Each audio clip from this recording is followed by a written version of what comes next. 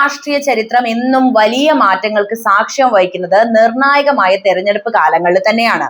നിയമസഭാ തെരഞ്ഞെടുപ്പിന്റെ കാഹളം മുഴങ്ങാൻ മാസങ്ങൾ മാത്രം ബാക്കി നിൽക്കെ സംസ്ഥാന രാഷ്ട്രീയത്തിൽ ഇന്ന് തെളിഞ്ഞു കാണുന്ന ഏറ്റവും വലിയ പ്രത്യേകത വിവിധ രാഷ്ട്രീയ ചേരികളിൽ നിന്നുള്ള നേതാക്കളുടെയും അതുപോലെ തന്നെ പ്രവർത്തകരുടെയും കോൺഗ്രസിലേക്കുള്ള പ്രവാഹം തന്നെയാണ്. ഈ ഒഴുക്ക് വെറും ഒരു രാഷ്ട്രീയ കൂടുമാറ്റം മാത്രമായിട്ട് കാണരുത്, മറിച്ച് വരാനിരിക്കുന്ന ഭരണമാറ്റത്തിന്റെ കൃത്യമായ സൂചനയും ജനവികാരത്തിന്റെ പ്രതിഫലനവും തന്നെയാണ്. ജനാധിപത്യം അതിന്റെ പൂർണ്ണമായ അർത്ഥത്തിൽ തിരികെ വരണമെന്നും വികസനവും സമാധാനവും കൈകോർക്കണമെന്നും ആഗ്രഹിക്കുന്നവരുടെ ഏക പ്രതീക്ഷയായി കോൺഗ്രസ് ഇന്ന് മാറിക്കഴിഞ്ഞു എന്ന് തന്നെയാണ് ഇത് നമ്മളോട് പറയുന്നത്. അധികാരത്തിന്റെ ഗർവില്ലാതെ ജനങ്ങളെ കേൾക്കാനും അവരുടെ പ്രശ്നങ്ങളിൽ നേരിട്ട് ഇടപെടാനുമുള്ള കോൺഗ്രസിന്റെ കഴിവിനെ ജനങ്ങൾ വീണ്ടും തിരിച്ചറിയുകയാണ്. കഴിഞ്ഞ കുറച്ചു കാലമായി കേരളം കണ്ടുകൊണ്ടിരിക്കുന്ന ഭരണസ്തംഭനവും സാമ്പത്തിക പ്രതിസന്ധിയും ജനങ്ങളെ മടുപ്പിച്ചിട്ടുണ്ട്. ഈ സാഹചര്യത്തിലാണ് മതേതരത്വത്തിന്റെ കാവലാളായും വികസനത്തിന്റെ പര്യായമായും കോൺഗ്രസ് പ്രസക്തമാകുന്നത്. മറ്റു പാർട്ടികളിൽ നിന്ന് പ്രമുഖ നേതാക്കൾ കോൺഗ്രസിലേക്ക് എത്തുന്നത് ഈ പ്രസ്ഥാനത്തിന് മാത്രമേ വരാനിരിക്കുന്ന വെല്ലുവിളികളെ നേരിടാനും അതുപോലെ തന്നെ ജനപക്ഷത്തു നിന്ന് ഭരിക്കാനും സാധിക്കുകയുള്ളൂ എന്ന ഉറച്ച വിശ്വാസം ഉള്ളത് കൊണ്ട് തന്നെയാണ്.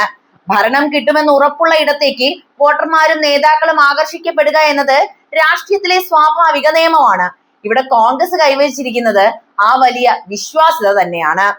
കോൺഗ്രസ് മുന്നോട്ട് വെക്കുന്ന രാഷ്ട്രീയ സംസ്കാരം എല്ലാവരെയും ഉൾക്കൊള്ളുന്ന ഒന്നാണ് എന്ന് നമുക്കറിയാം.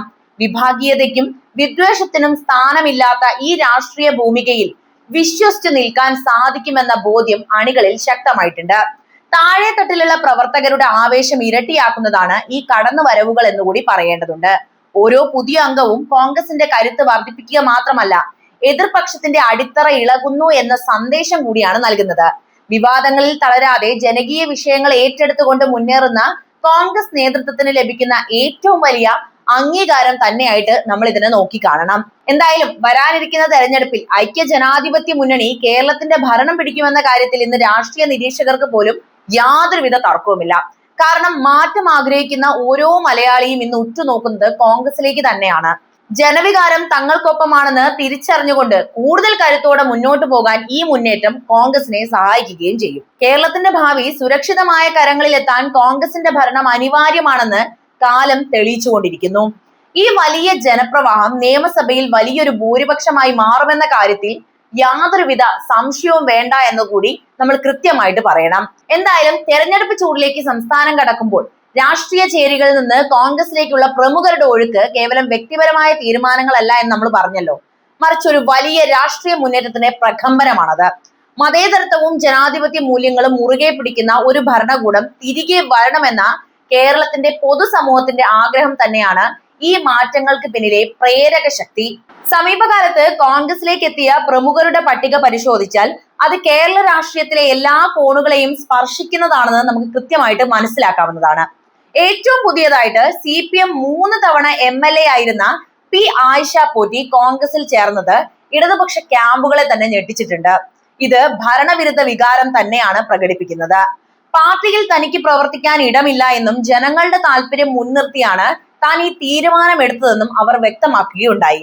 സമാനമായി BJPയുടെ തീപ്പൊരി വക്താവായിരുന്ന സന്ദീപ് വാര്യർ വെറുപ്പിന്റെ ഫാക്ടറി ഉപേക്ഷിച്ച് കോൺഗ്രസിന്റെ സ്നേഹത്തിന്റെ കടയിൽ അംഗത്വം എടുത്തത് വലിയ ചർച്ചയായിട്ടുണ്ടായിരുന്നു. കൂടാതെ VS അച്യുതാനന്ദന്റെ വിശ്വസ്തനായിരുന്ന A. സുരേഷ്, ചലച്ചിത്ര അക്കാദമി മുൻ ചെയർമാനായിട്ടുള്ള പ്രേംകുമാർ തുടങ്ങിയവർ കോൺഗ്രസ് നേതൃത്വവുമായി അടുത്ത് പ്രവർത്തിക്കുന്നതും UDF ക്യാമ്പിന്റെ ആത്മവിശ്വാസം വർദ്ധിപ്പിച്ചിട്ടുണ്ട്. Doctor P. സരിനെ പോലെയുള്ളവർ തിരിച്ചുവരവിനെ കുറിച്ച് ചിന്തിക്കുമ്പോൾ കോൺഗ്രസ് എന്ന പ്രസ്ഥാനത്തിന്റെ സ്വീകാര്യത എത്രത്തോളം ഉണ്ടെന്ന് വ്യക്തമാകുന്നുണ്ട്. ഈ നേതാക്കൾ തങ്ങളുടെ മാതൃസംഘടനകളിൽ നിന്ന് മാറി ചിന്തിക്കാൻ പ്രധാനമായും ചില കാരണങ്ങളുണ്ട്. CPMലെ ഏകാധിപത്യ പ്രവണതകളും താഴെത്തട്ടിലുള്ള പ്രവർത്തകരുടെ വികാരം മാനിക്കാത്ത നേതൃശൈലിയും പലരെയും നിരാശരാക്കിയിട്ടുണ്ട് എന്നതാണ് യാഥാർത്ഥ്യം. പിണറായി വിജയൻ സർക്കാരിന്റെ രണ്ടാം ഊഴത്തിൽ കേരളം നേരിടുന്ന കടുത്ത സാമ്പത്തിക പ്രതിസന്ധിയും അതുപോലെ തന്നെ സാധാരണക്കാരന്റെ ജീവിതം ദുസ്സഹമാക്കുന്ന നികുതി ഭാരവും ജനപ്രതിനിധികളെ പോലും മാറി ചിന്തിക്കാൻ പ്രേരിപ്പിച്ചു. മറുവശത്ത് BJPയിൽ നിന്ന് എത്തിയവർ വർഗീയ രാഷ്ട്രീയത്തിന്റെ പൊള്ളത്തരങ്ങൾ തിരിച്ചറിയുകയും ഇന്ത്യയുടെ വൈവിധ്യത്തെ ഉൾക്കൊള്ളുന്ന ഏക പ്രസ്ഥാനം കോൺഗ്രസ് മാത്രമാണെന്ന് ബോധ്യപ്പെടുകയും ചെയ്തിട്ടുണ്ട്. വെറുപ്പിന്റെ രാഷ്ട്രീയത്തിന് കേരളത്തിന്റെ മണ്ണിൽ ആയുസില്ല എന്ന തിരിച്ചറിവാണ് സന്ദീപ് വാര്യരെ പോലുള്ളവരെ കോൺഗ്രസ് പാളയത്തിലേക്ക് എത്തിച്ചത് എന്നും നമുക്കിതിൽ നിന്നും മനസ്സിലാക്കാം. എന്തായാലും പിണറായി വിജയന്റെ ഭരണം എന്നേക്കുമായി അവസാനിക്കാറായി എന്ന വ്യക്തമായ ബോധ്യം ഇന്ന് രാഷ്ട്രീയ കേരളത്തിനുണ്ട്. തുടർച്ചയായ 2 ഭരണങ്ങൾ നൽകിയ ആത്മവിശ്വാസത്തിൽ ജനങ്ങളെ വിസ്മരിച്ചുകൊണ്ടുള്ള പോക്കാണ് ഈ സർക്കാരിന്റെ പതനത്തിന് കാരണമായി മാറിയത്. സഹകരണ ബാങ്ക് തട്ടിപ്പുകൾ മുതൽ നവകേരള സദസ്സിലെ ധൂർത്തുകൾ വരെ ജനങ്ങൾക്കിടയിൽ വലിയ അമർഷമാണ് ഉണ്ടാക്കിയത്. ഈ അതൃപ്തിയുടെ തരംഗം വോട്ടെടുപ്പിൽ പ്രതിഫലിക്കുമെന്ന് തിരിച്ചറിഞ്ഞുകൊണ്ടാണ് പല നേതാക്കളും കോൺഗ്രസ് എന്ന സുരക്ഷിതമായ മതേതര താവളത്തിലേക്ക് ചേക്കേറിക്കൊണ്ടിരിക്കുന്നത്. ഇടതുപക്ഷത്തിന്റെ കോട്ടകളായി കരുതിയിരുന്ന പലയിടങ്ങളിലും നിന്ന് വിള്ളലുകൾ വീണിട്ടുണ്ട്. ഇത് കേവലം ഭരണവിരുദ്ധ തരംഗമല്ല, മറിച്ച് ഒരു പുതിയ രാഷ്ട്രീയ സംസ്കാരത്തിനുള്ള കേരളത്തിന്റെ കാത്തിരിപ്പ് തന്നെയാണ്. ഈ മാറ്റം സൂചിപ്പിക്കുന്നത് വരാനിരിക്കുന്ന നിയമസഭാ തെരഞ്ഞെടുപ്പിൽ UDFന്റെ വമ്പിച്ച വിജയം തന്നെയാണ്. പല പാർട്ടികളിൽ നിന്നും നേതാക്കൾ കോൺഗ്രസിനെ അഭയം പ്രാപിക്കുന്നത് ഈ പ്രസ്ഥാനത്തിന്റെ ഐക്യവും കരുത്തും വർദ്ധിപ്പിക്കുന്ന ഘടകവുമാണ്. ഒരു കാലഘട്ടത്തിന്റെ രാഷ്ട്രീയ അസ്തമയവും പുതിയൊരു ഉദയവുമാണ് കേരളം ഇനി സാക്ഷ്യം വഹിക്കാൻ പോകുന്ന പ്രധാന സംഭവങ്ങൾ. വികസനവും ജനാധിപത്യവും പുലരുന്ന ഒരു കേരളത്തിനായി ജനങ്ങൾ തയ്യാറെടുത്തു കഴിഞ്ഞു എന്നതിന്റെ സാക്ഷ്യപത്രമാണ് കോൺഗ്രസിലേക്കുള്ള ഈ നേതാക്കളുടെ കടന്നുവരവ് എന്ന കാര്യത്തിലും യാതൊരുവിധ തർക്കവും വേണ്ട. എന്തായാലും കേരള രാഷ്ട്രീയത്തിലെ ഈ പുതിയ ചലനങ്ങൾ കൃത്യമായി വിശകലനം ചെയ്താൽ ജനങ്ങൾക്കിടയിൽ രൂപപ്പെട്ടിരിക്കുന്ന ശക്തമായ ഒരു ഭരണവിരുദ്ധ വികാരം ഭരണകക്ഷികളിലെ തന്നെ പ്രമുഖ നേതാക്കളെ സമ്മർദ്ദത്തിലാക്കുന്നു എന്ന് നമുക്ക് കൃത്യമായിട്ട് നോക്കിക്കാണാവുന്നതാണ്.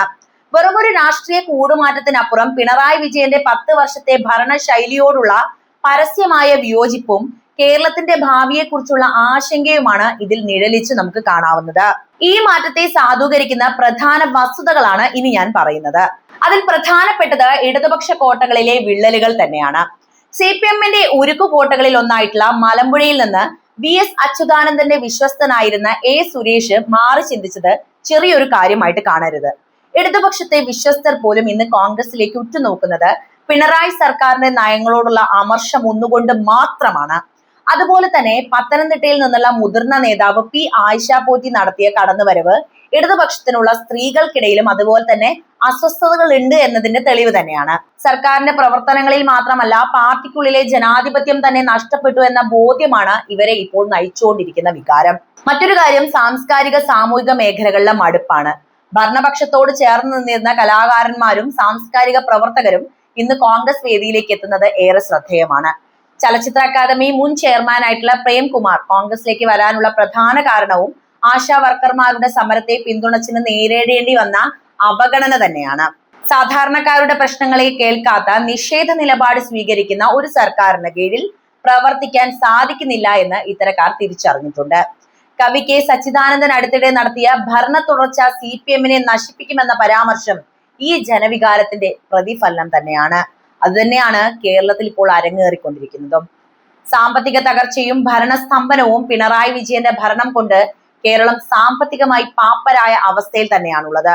ക്ഷേമ പെൻഷനുകൾ മുടങ്ങുന്നതും വിലക്കയറ്റം നിയന്ത്രിക്കാൻ കഴിയാത്തതും സാധാരണക്കാരെ പിണറായി ഭരണത്തിൽ നിന്ന് അകറ്റിയിരിക്കുന്ന പ്രധാനപ്പെട്ട കാര്യങ്ങളാണ്. ഈ ഭരണപരാജയം നേരിട്ട് ബോധ്യമുള്ളത് കൊണ്ട് തന്നെയാണ് PK ശശിയെ പോലുള്ള മുതിർന്ന ഇടതുപക്ഷ നേതാക്കൾ പോലും കോൺഗ്രസ് നേതൃത്വവുമായി ചർച്ചകൾ നടത്താൻ പ്രേരിതരായിരിക്കുന്നത്.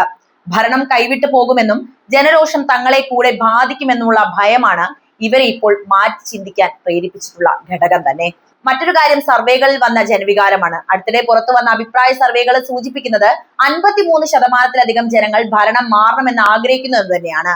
മുഖ്യമന്ത്രിയുടെ ജനപ്രീതിയിൽ വലിയ ഇടിവ് സംഭവിച്ചതായും സർവേകൾ വ്യക്തമാക്കുന്നു. സന്ദീപ് വാര്യരെ പോലുള്ളവർ BJP വിട്ട് കോൺഗ്രസിലെത്തിയത് കേരളത്തിലെ മതേതര മനസ്സുകളെ ഒരുപോലെ കാണാൻ കോൺഗ്രസിന് മാത്രമേ സാധിക്കൂ എന്ന് തിരിച്ചറിഞ്ഞുകൊണ്ട് തന്നെയാണ്. വെറുപ്പിന്റെ രാഷ്ട്രീയത്തിനും ഏകാധിപത്യത്തിനും കേരളം മറുപടി നൽകാൻ പോകുന്നു എന്ന വലിയ സത്യമാണ് ഈ നേതാക്കളുടെ ഒഴുക്കിലൂടെ തെളിയുന്നത്.